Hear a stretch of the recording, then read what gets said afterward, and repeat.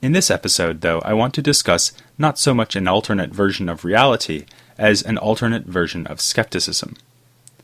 The skepticism of the ancient world influenced modern skepticism and continues to fascinate philosophers who work in this area, but it is not the same thing as modern skepticism. The father of modern skepticism was Descartes, who proposed radical doubt as a stepping stone towards reaching conclusions that could not be doubted. In his Meditations, Descartes subjects all of his beliefs to skeptical attack. In fact, he raises the question of how he knows he isn't dreaming, and also proposes a scenario not unlike the Matrix, in which a malicious demon is filling him with false beliefs. The reason Descartes does this is that he wants to see which beliefs, if any, are immune to doubt. He decides that there are some, as we'll see when we get to Descartes, in, 5 years or something. After Descartes, skepticism has usually taken roughly this form. We consider beliefs of various kinds, and ask whether they can be doubted, and if so, what that means about the status of those beliefs. For instance, you may be listening to this while cooking dinner or jogging, and you may think you know you're cooking dinner or jogging. But in fact, you cannot know such things, since just maybe you are in the Matrix, waiting to be freed from your confusion by Lawrence Fishburne. The ancient skeptics had a very different approach. We can see this already by considering the name skeptics. As you won't be surprised to learn, this word comes from ancient Greek. Skeptikos means someone who is inquiring or searching. The ancient skeptic, then, is not testing his beliefs against some kind of radical, doubt-inducing scenario like the Matrix or Descartes' evil demon. He is, rather, someone who is sharing in a process of philosophical inquiry. He's not raising radical or systematic doubt as a general issue, but rather inquiring into the success of other believers, especially other philosophers, like the Stoics. The skeptic is struck by the objections that face each attempt to determine the truth of things. He finds that incompatible theories seem to have more or less equally good arguments on their side. He also finds that the theories of other philosophers fall short of the standards of proof suggested by those very same philosophers. In short, he always finds room for doubt. Nonetheless, he remains, in theory at least, committed to the positive enterprise of seeking truth. Upon finding that various proposals about the nature of things are doubtful, he does not give up the search. But given that the search has so far failed to turn up a victorious candidate for truth, he does suspend judgment. This idea of suspending judgment is at the core of ancient skepticism, whereas it plays no role in Cartesian skepticism. The Greek word for the suspension of judgment, epoche, became something of a standard around which the skeptical tradition could rally. Which is not to say that only the skeptics were interested in suspension of judgment. As we saw when looking at the Stoic theory of knowledge back in episode 60, early Stoics like Zeno and Chrysippus thought that the perfect wise man, or sage, would suspend judgment rather than assenting to impressions which were in any way doubtful. But the skeptics pointed out that the Stoics' own standards for knowledge were set so high that they made knowledge unattainable. All impressions leave room for doubt. Thus, the wise man would always suspend judgment. Here we have another striking difference between ancient and modern skepticism. Since we now usually think of skepticism as a challenge to be overcome, if at all possible, we do not think about skepticism as a stable philosophical posture, a way of living one's life. But, in common with the other Hellenistic schools, the skeptics put forth a picture of the ideal sage and of a life that would be free of disturbance. This is perhaps the most surprising feature of ancient skepticism. It was presented as a recipe for happiness. To some extent, this is symptomatic of the competition between the skeptics and other philosophical groups. Since rival schools like the Stoics and the Epicureans had an account of the sage and of the happy life, the skeptics needed to say something on these same topics too. But it was not merely a dialectical afterthought, as we can see by turning to the man who is usually recognized as the first skeptic, Pyrrho of Elis. Pyrrho was born in the 360s BC and died in the 270s, making him roughly a generation younger than Aristotle and a generation older than Epicurus. He was an admired figure in his home of Elis, the northwest corner of the southern part of mainland Greece. Like Socrates and Diogenes the Cynic, he wrote nothing. Our understanding of him as a personality relies on the reports of his followers and other ancient recorders of the history of philosophy. Diogenes Laertius's Lives of the Philosophers, an important source for so many Hellenistic thinkers, preserves a report on Pyrrho. Apart from that, the most important information derives ultimately from Pyrrho's student Timon, who was a great supporter of Pyrrho and his skeptical approach to philosophy. That skepticism found an irreverent embodiment in a work of Timon's called the Siloi, or Parodies. It was other philosophers who were the butt of the jokes. It's not entirely clear how much of the philosophical stance we associate with Pyrrho was in fact Pyrrho's, and how much was invented by Timon. But it was Pyrrho, not Timon, who in due course was honored as the founder of a skeptical tradition.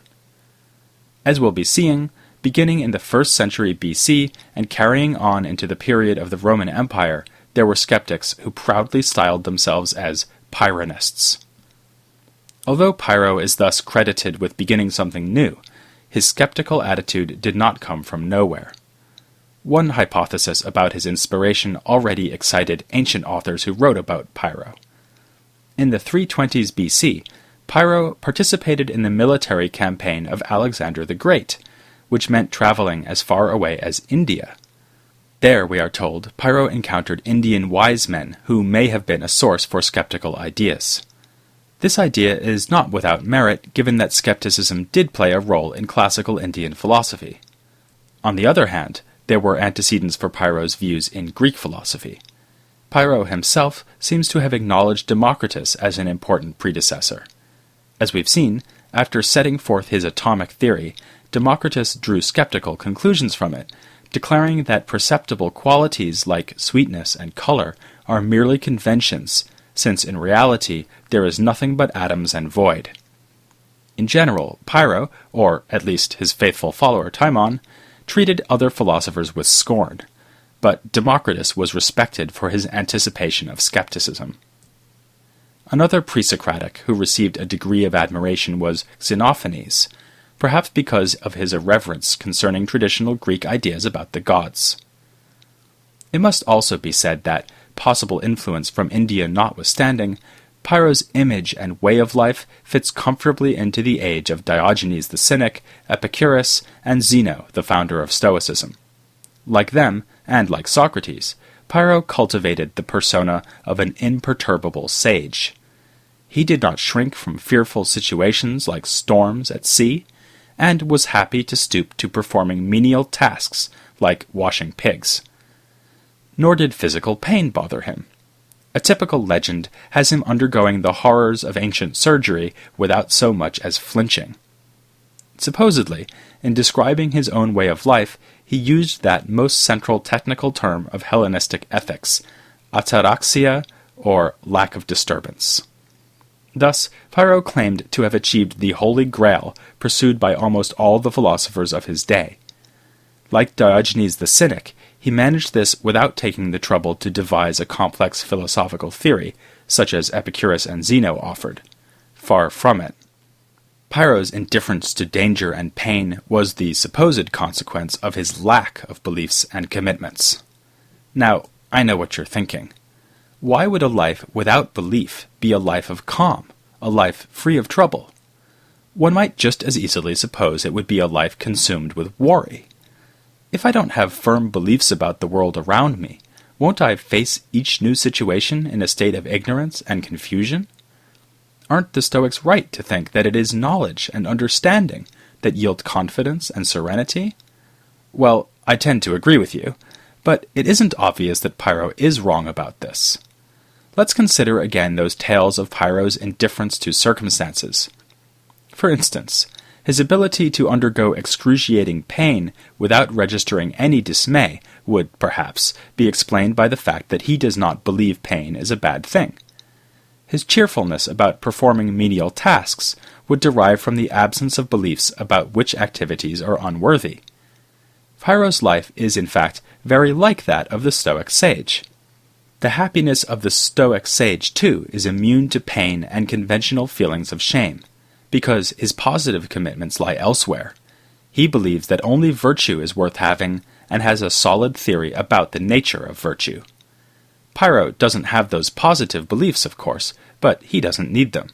All he needs to do is avoid having beliefs that would give rise to disturbance, and, of course, he has no such beliefs, since he has no beliefs at all. Of course, if Pyrrho is to be anything other than one more example of an indomitable Hellenistic wise man, he needs to give us some kind of philosophical rationale for the skeptical attitude that yields ataraxia. For this, we have to rely principally on a single piece of evidence, which reaches us through a philological version of the children's game of telephone, or Chinese whispers.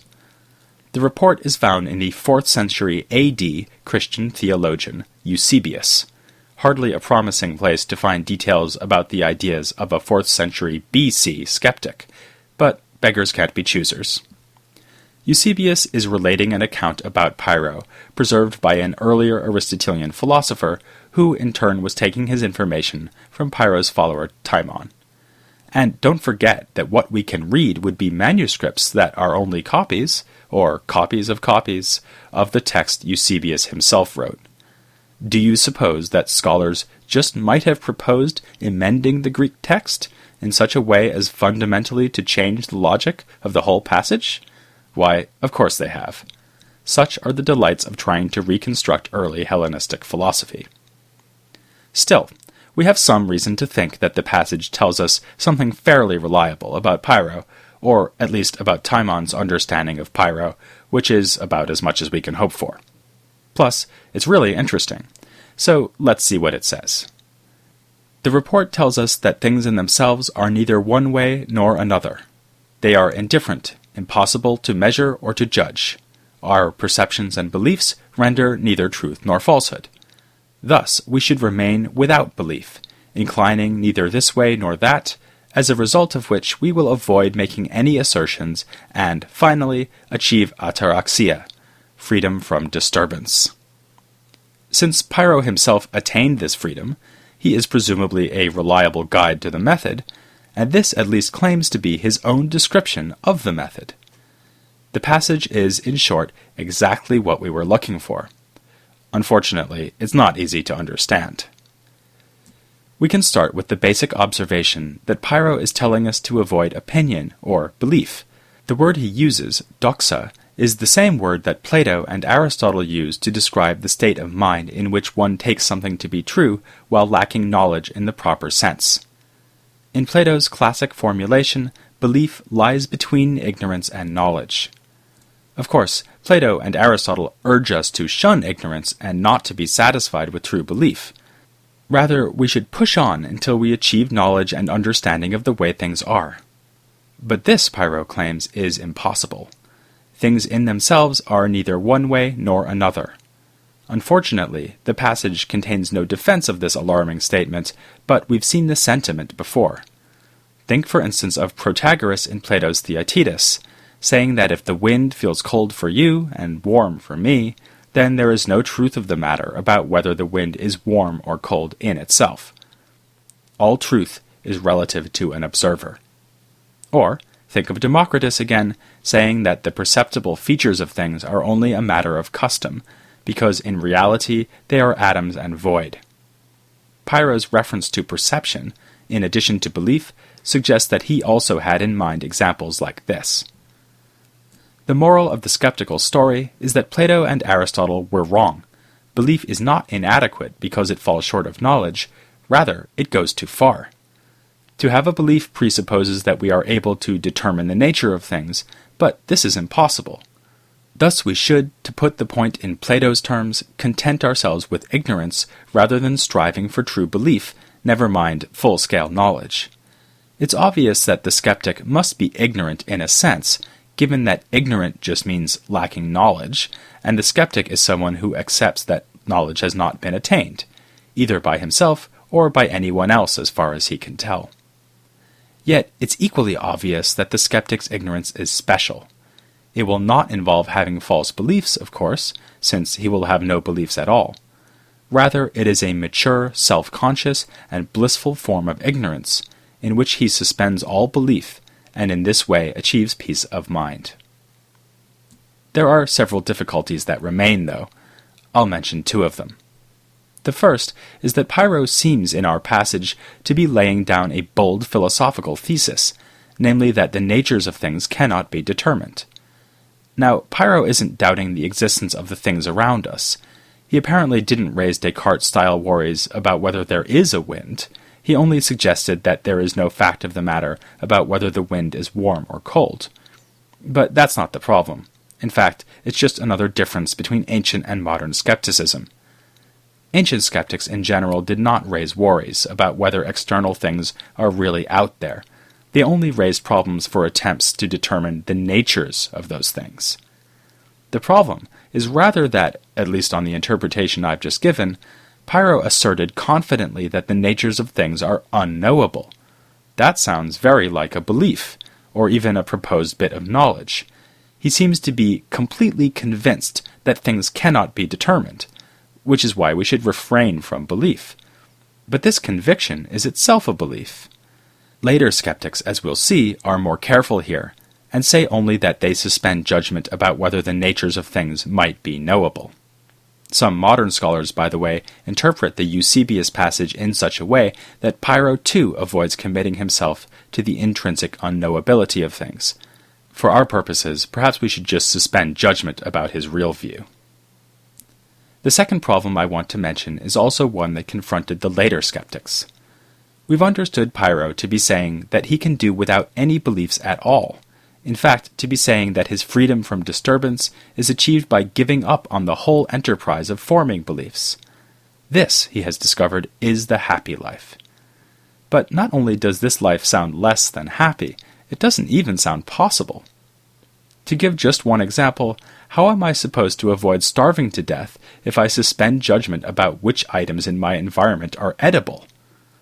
This sort of worry infected the biographical reports about Pyrrho, so that we are told fanciful legends about his students following him around, stopping him at the last minute from walking out in front of oncoming wagons or stepping off cliffs. The idea that Pyrrho actually behaved like the cartoon character Mr. Magoo, blinded by his lack of beliefs rather than by real blindness, is clearly silly. But a serious point underlies the stories, namely that life without belief seems downright impossible, at least for humans. Perhaps Pyrrho agreed. In one anecdote, he is frightened by a dog and reacts, betraying his belief that the dog is dangerous. After regaining his composure, he remarks that it is difficult to divest oneself of one's humanity. But the evidence at our disposal concerning Pyrrho does not really allow us to say with confidence how he would have solved these problems, or indeed whether he tried to solve them. Fortunately, the skeptical tradition is only just starting. Soon enough, there will come a new group of thinkers who avoid commitment, belief, and assertion, and who respond to the two problems I've just raised. First, that skepticism is itself a kind of commitment, and second, that one cannot live without belief. These new skeptics arise within Plato's Academy, of all places. One can easily imagine Plato, to say nothing of his immediate successors Speusippus and Xenocrates, spinning in their graves at the thought of their academy being run by skeptics. But the skeptics could claim Platonic legitimacy. They looked not to Democritus nor to Pyrrho. Rather, like so many other Hellenistic thinkers, their idol was Socrates. After all, Socrates did claim to know only that he knew nothing. The skeptics of the new academy are going to wonder if they know even that much. I'm in no doubt that you'll want to join me to hear all about them, next time on the History of Philosophy Without Any Gaps.